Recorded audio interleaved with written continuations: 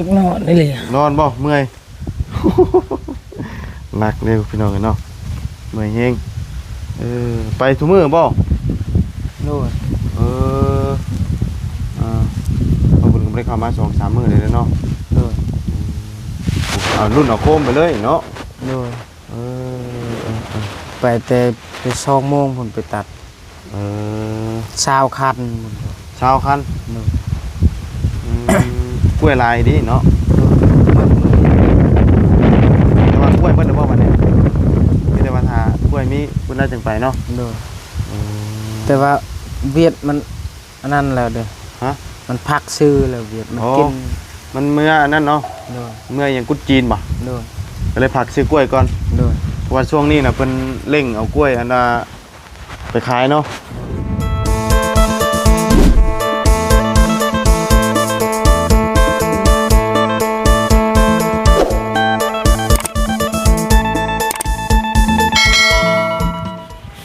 พี่น้องเนาะมื้อนี้กะจังได๋แวะเข้ามาหาทางอันเจืองก่อนเนาะอยู่เพื่อนอยู่ซ่านอยู่บ่เด้เนาะแม่นไปส่งกล้วยหรือว่าแกะกล้วยบ่พี่น้องเอ้ยทางขึ้นรถแล้วอยู่พี่น้องเอ้ยเนาะรถแดง2คันเนาะรถคันเราแล้วก็คันใหม่พี่น้องเอ้ยแต่ว่าคนบ่อยู่พี่น้องเอ้ยแต่ว่ามามื้อนี้รู้สึกว่าเห็นอันเครื่องมู่ปูนเนาะของสร้างเพิ่นมากะเกียมหรือว่าเกียมการไว้แล้วเลยพี่น้องเลย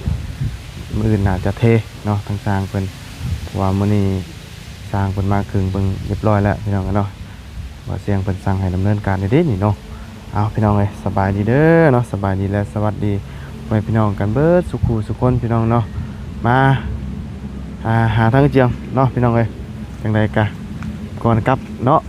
แวะถามข่าวเนาะเพราะว่าเราก็ไปผลกล้วยจังเอ้ยจังเอ้ยจังอยู่บ่เนาะพี่น้องเป็นเงียบๆจังเอาสงสัยบ่อยู่พี่น้องเนาะจังเอ้ยว้ายมันต่อแข่งต่อขาอยู่จักพี่น้องเลยเนาะเสียงเงียบๆแต่ว่าอันนี้สร้างเพิ่นเอามาแล้วนี่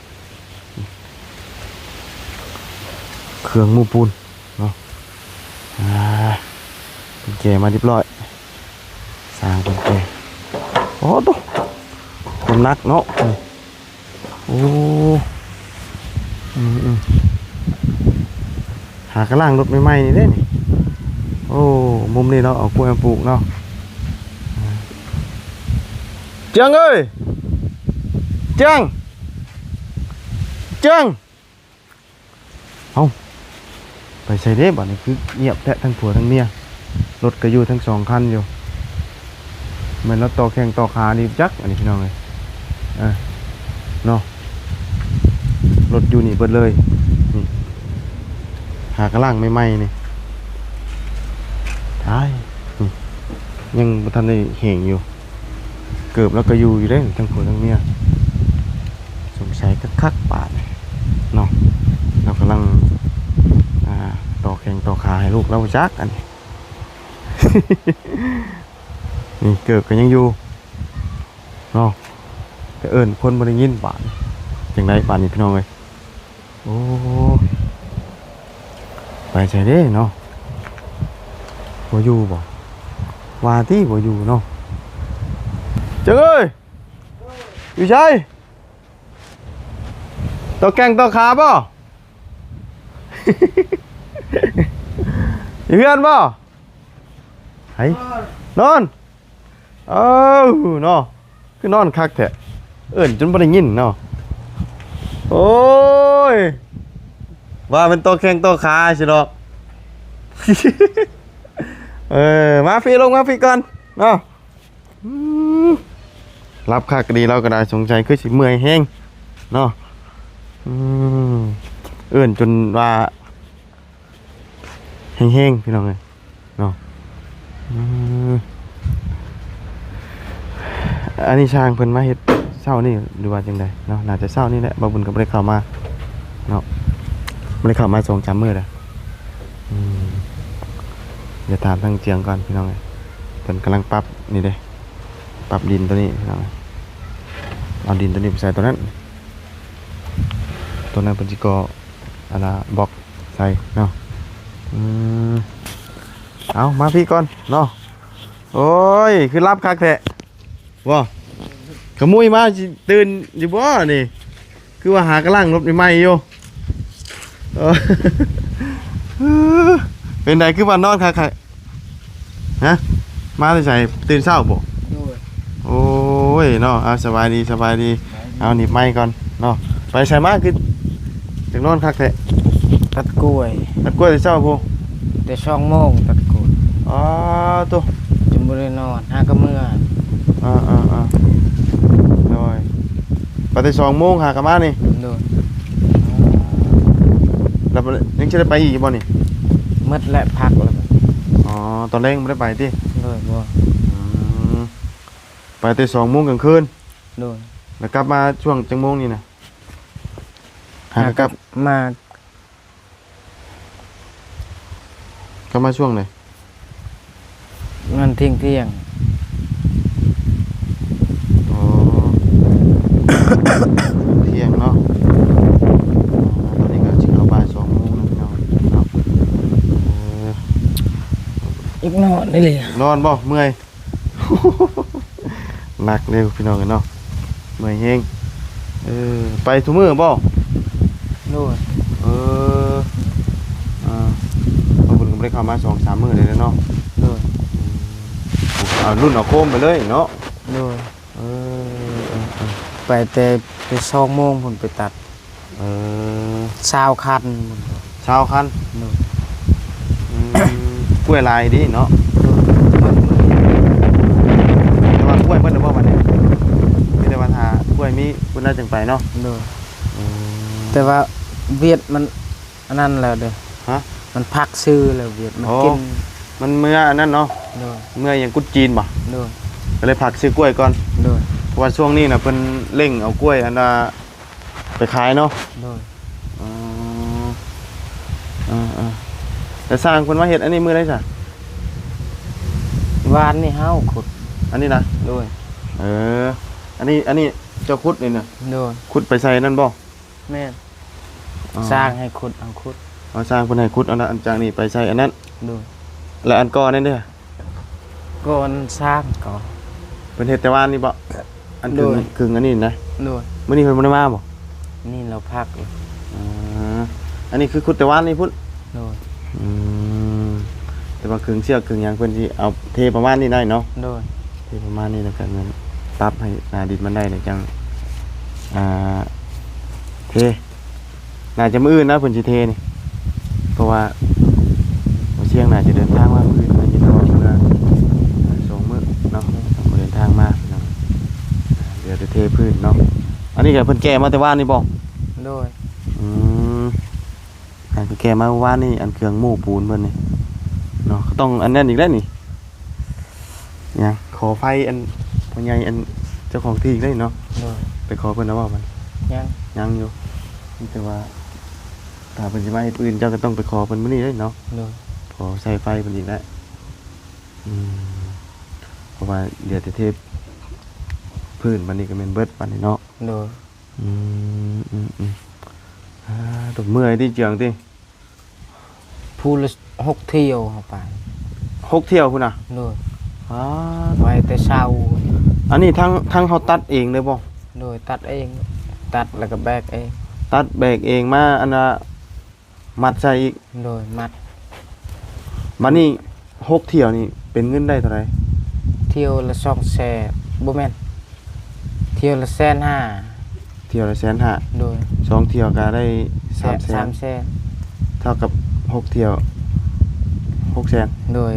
เวียดมอบเงินให้แล้วหมดมื้อนี้เด้ อ๋อ จักล้านห้าร วมเบิดบ่ โดย ได้ล้านห้า โดย จักมื้อนี่นะ 4-5 มื้อ 4-5 มื้อนี่เนาะ โดย ได้ล้านห้าแต่ว่าน้ำมันนี่ของเวียดอยู่ได้แม่นบ่ โดยของเวียด ก็ถือว่าโอเคได้ไว้อยู่เด้ โดย เนาะ 4มื้อได้ล้านห้าแต่ว่ามันสิบ่มีตลอดเนาะ โดยบ่มีตลอดปีละเทื่อ ปีละเทื่อว่าอันว่าเฮาได้แบบหนักๆแบบนี้นะ โดย อ๋อปีละเทื่อช่วงนี้นะเนาะ โดย ช่วงที่ว่าเพิ่นสิไหว้เนาะเพราะว่าเพิ่นสิไหว้กุดจีนนี่ ได้ก็ได้ก็บ่แห้งตื่นแต่เช้าตื่น อืม เวียดโทรแล้วก็ตื่นแต่2 โมง อืม ตัดเอาไว้แล้วแบกอีก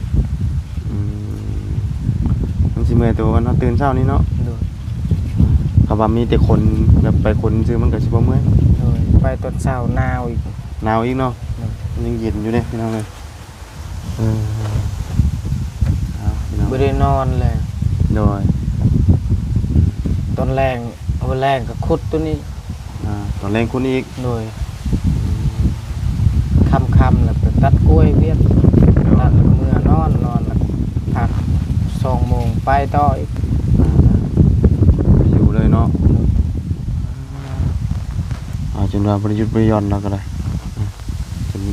ขึ้นเบิ่งว่าบุญเอิญตั้งบักเฮิงหนึงพี่น้องเอ้ยคิดว่าโอ้เจียงโตแข้งโตขาบ่ว่ะ บ่หยอกเพิ่นพี่น้องนี่เนาะแต่แม่นนอนหลับแบบจมเลยเนาะ โดย นอนแบบชนิดเลย กำลังสิหลับแหละ อืมน้องหานอยากไปใส่ เอาบ่ได้อยู่บ่เมียบ่ได้อยู่บ่ เราไปเล่น จังพ่อเอิ้นบ่มีไผตอบเลยเนาะผู้นี้บัดหลับจมคักบาดนี้ทั้งเมียเราก็บ่อยู่บาดนี้ โดย พอเจอไปเห็นเที่ยงกันชะลอยอยู่บาดนี้คือสิอยู่อยู่ดอกว่ะเนาะอย่าเอิ้นเบิ่งพี่น้องเอ้ยกระตื่นลุกคั่วๆขึ้นมานอนหลับพี่น้องเนาะตื่นเช้าบ่าย 2 โมงหรือว่าตี 2กลางคืน โดย เนาะมันก็เมื่อยอยู่แล้วพี่น้องมันบ่ไหวแล้วเมื่อยแฮงคืนนี้เจ้าก็ขุดนี่ติ โดย เพิ่นให้ขุดฮอดไสนี่น่ะ ฮอดทรายนี่ ฮอดสายนี่บ่ โดย แล้วบัดนี้มันสิบ่ต่ำบ่จะอยู่นี่น่ะ บอกเขาสร้างเค้กให้แล้วเด้อ เพิ่นสิเทขึ้นฮอดหันเนาะ โดย เว้าไงอันนี้ปรับให้มันได้หน้าดิน โดย อืมเนาะน่าจะได้อยู่นี่เพิ่นอันน่ะโตเพิ่นคิดไว้สิเทออกมาเฮ้ใช่เนาะเมื่อยแห้งพี่น้องทางเจียงเฮาเอาบัดนี้เบิดกล้วยแล้วเฮ็ดหยังบัดนี้ มื้ออื่นกันได้พักมื้อคืนนี้แล้วก็มื้ออื่นไปทางสวน ทางชวน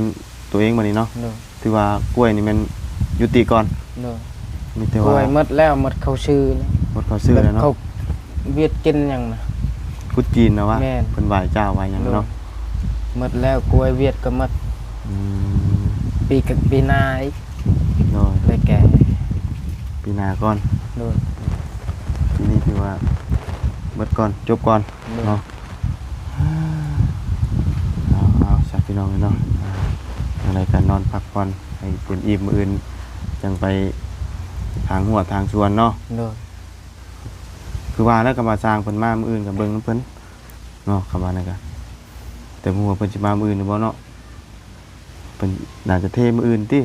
โดย เพราะว่าเพิ่นมาแปลงแต่ว่านนี่ว่ะเพิ่นน่าจะมื้ออื่นนะนี่หรือว่าถ้าว่าเสียงมาก่อนบ่ โดย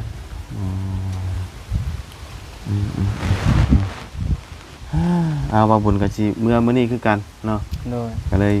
แวะเข้ามาหาก่อนบ่ได้มาหลายมื้อแหละ โดย เลยสิเดินทางกันจักหน่อยพุ่นแหละพี่น้องเอ้ยเนาะหาล้างรถล้างล่างก่อนเดินทางนี่ก็ลมเย็นโว้ยเนาะมากันนอนรับปานตายเนาะเจียงเนาะ โดย จนฮอดบ่อยากลุก หน้าก็เมื่อแต่อันนั้นบ้านยัง ฮะ หน้าก็เมื่อแต่บ้านแกงไข่ ไปยัง รถเวียดเทอยู่คนนึง รถนี่ล่ะ แม่นรถแก้กล้วยแบบนี้รถเวียดเทแล้วโทรเฮาว่าให้ไปให้น้ำลีนให้ซื้อลีนมาให้เนี่ยเรา อืม ให้ก็ไปส่งให้เขา ก็เลยขี่รถอันคันนั้นไป โดย ไปส่งลีนให้เพิ่น โดย ว่ารถไอ้นี่นั่นสำคัญนี่คือใส่ลีนตัวนี้บ่ โดย บรรทุกนี่เนาะ โดย ต้องใส่ลีนรอลื่นนี่ดิมันบืนแห้งเด้เนาะ ใส่บังคับเอาดีได้รถนี่มันคือว่านะมีแต่รถแกกล้วยอย่างเดียวเลยอยู่พี่นี่ โดย ทำแบบนี้นะเนาะกลับไปลงทางอันสวรรค์เชโนบ่มีเนาะ โดย บ่มีเลยแบบนี้นะอันว่าอันรถแบบลักษณะนี้บ่มีเลยล่ะ โดย มีแต่รถธรรมดาทำมาพี่นะแมนโรถพี่น้องเลยแถวเซโปนเลยรถแกกล้วยเนาะมันจะมีอยู่แถวนี้แหละกล้วยลายถ้าลงไปอันเซโปนนี่ก็บ่ค่อยมีเนาะ โดย กล้วยบ่ค่อยมีเท่านั้นมีแต่ช่วงนี้กล้วยลายเนาะเอาจังไรจังก่อนอีกเนาะพอดีว่าบุญเข้ามาเบิ่งก่อนว่ะอันเป็นเฮ็ดจังไดแล้วว่ะเนาะเพิ่นมากะเกียมแล้วพี่น้องเอ้ยกะเกียมเรียบร้อยเอาอันน่ะตัวหมู่ปูนมาไว้เรียบร้อยแล้วเนาะจะเอากล้วยมาปลูกไว้หั่นบ่ แม่น อืมปลูกไว้ทางนั้นพอดีเลยเนาะ โดย แต่ว่าตัวนั้นบ่อัดเลยบ่น่ะง่วนบ่เข้าบ่ สิอัดอยู่แต่ว่ายังบ่ว่าง อ๋อต้องอัดได้ตัวนั้น โดยไปเวียกไปเห็นเวียกตลอด บ่อัดบ่ได้แล้วมันเป็นทางงัวเข้าได้เนาะงัวมันก็หมุนคือเก่าคือว่าน่ะงัวน่ะบ่ค่อยหลายปานใดอยู่พี่เนาะ โดย บ่คือทางบ้านงัวค่อยหลายทางนี้ส่วนหลายเห็ดเนี่ยกับแม่น้ำหน่อยนี่บ่ได้หลายปานใดเพิ่นบ่ได้ค่อยเลี้ยงปานใดเนาะ โดย บ่ได้ฮ้อนเด้นอนอยู่เทิงก็ได้ ฮ้อนก็นอนละยาก บ่ต้องนอนอยู่หลุมถ้าว่าจะฮ้อนเพราะว่าลมมันเย็นเด้อยู่เทิงมันอันนั้นนี่มันบังอันนี้ลมมันบ่เข้าต้องเอาเตียงนอนลงมานอนอยู่หลุมมันสิรับกว่า โดย แล้วก็นอนแถวเนี้ยนี่แล้วก็ย้ายไปแถวห้องหน้าห้องน้ำนั้นน่ะ โดย ลมมันทางเย็นจ่อยๆโอ้ยเนาะ เมื่อยเข้าก็บ่อิ่ม บ่อยากบ่หรือว่านี่แหละ ยากอยู่แต่ว่ากินจักแนวใดมันบ่แซ่บ กินบ่แซ่บมันเมื่อยแห้งเนาะ โดย บ่ได้ไข่บ่ได้หยังติ บ่มีแต่อยากนอน อืม 2-3เทื่อไปแต่2โมงตลอดเลย มันจักมื้อแล้วอันเริ่มไปแต่ 2:00 นนี่น่ะ 3 มื้อนั่นเฮาแก่3 มื้อนั่นบ่แม่นมื้อครั้งแรกอันบ่ได้ฮอด2โมง 3 มื้อนี่แล้วก็ไปแต่2โมงตลอดเลย 3 มื้อติดแม่นบ่ แม่น 3 มื้อติดนี่คือไปอันว่าตี 2 หรือว่าตี3 โมงเช้า แม่น 3 โมงเช้าหรือว่าตี 3เนาะ โดย ลูกจะตี 3 โมงติดกัน 3 มื้อเลย โดย มันเลยเฮ็ดให้อันว่าร่างกายเฮามันอ่อนเพลีย โดย มันบ่ไหวแล้วเฮามากันประมาณบ่ายหรือว่าเที่ยงเนาะ โดย เมื่อยอยากนอนมันสะสมแต่ละมื้อวันนี้ ไปตรงถือโคมตลอดหรอก อ๋อ บ่มีไผ ต้องถือโคมไปนำ โดย ตอนตัดกล้วยก็ต้องไต่โคมนำมันได้เนี่ย โดยใต้โคมแล้ว ไต่มันบ่เห็นหุ่งเด้ โดย ไต่ทั้งอันว่าตอนไปพร้อมตารถโอมีบาดอันนี้หันหมู่นี่เฮาหมู่ในบ้านเบิดเลยบ่หรือว่าจังไดเวลาเฮาไปนี่ แม่น อันตัดกล้วยนะ น้องสอนมือวานนี่เราไป อ๋อ สอนวานนี่ ไปนำกัน โดยตัดเทื่อหนึง20คัน10คันประมาณนั้น 20 คัน10 คันเนาะ แม่นผู้ละ2เที่ยวผู้ละ3เที่ยว เดี๋ยวเมื่อยตัวอันเฮาตื่นเช้านี่เนาะ โดย ลำพังตัวแก่นี่ก็สิบ่เมื่อยปานใดเนาะ โดย ตัวเฮาอันว่าตื่นเช้านี่เด้เฮามันร่างกายเฮามันเมื่อยน่ะเมื่อยอันว่าอันตัดกล้วยแบกกล้วยก็พอแห้งแล้วนะ โดย แล้ววันนี้เฮายังมาเมื่อยอันว่าอัน บ่ได้นอน บ่ได้นอนอีกบาดเนาะตัวนี้แหละที่เฮาสะสมหลายมื้อเนาะมีแต่ว่าเอาเตียงเน็ตอย่างเลยนอนอยู่รุมมันจังเย็นกว่าเจ้าจังสิหลับคักเนาะ โดย หลับคักเด้ไปสัก2 โมงแล้วบ่าวบุญก็สิเดินทางคือกันนะบาดนี้ โดย เพื่อเมื่อพี่น้องเอ้ยเมื่อก่อนเดียว 2-3 มื้อพอกันใหม่อีกเนาะ โดย มาวันนี้ก็คือสิเห็นเพิ่นเทแล้วนอนเด่นนางเด่นอยู่ตารางพี่น้าบ้านนี่ปู สาดนอนก็สบายบัดนี้เนาะทีนี้เพิ่นก็เจ้าละว่าคนมานี่น่ะ แม่น ไอ้เพียงนี่ก็พอเนาะ โดย อันนี้นี่ยังต้องหดน้ำอีกเด้อนี่เอาน้ำหดอีกนั่นนี่สร้างเพิ่นก่อเนาะเพราะว่าทางนี้มันสิค่อยเด้ โดย ทางนี้คือดีมันค่อยแน่เนาะดินมันค่อยเนาะก็ต้องขุดตัวทางโน้นนั่นมาบ่ะเพราะว่าดินมันสิค่อยแน่กับมันมีตอเนี่ยอยู่เนาะขุดตอออกเนาะเอาพักแล้วบาดนี่เบียดเพิ่นก็หยุดเด้นักอันนี้ก็พอแห้งเนาะ 20 โล เฉพาะไม้นี่ได้ โดย20 โล25 อันน่ะจะใส่จะเครือซะ 5เครือ หาเครือ โดย หาเครือนี่ก่อนเฮาสิเอาขึ้นเฮาเลยติดโลก่อนอยู่บ่ บ่มีแต่ใส่แล้ว อ๋อ ใส่ข้างกลางนี่เครือหนึงนี่อีกหนึ่งนี่หนึ่งเป็น3ตัวนี้อีกหนึ่งนี่หนึ่ง5เครือ ทั้งหน้า 3 ข้างหน้า3 หน้า3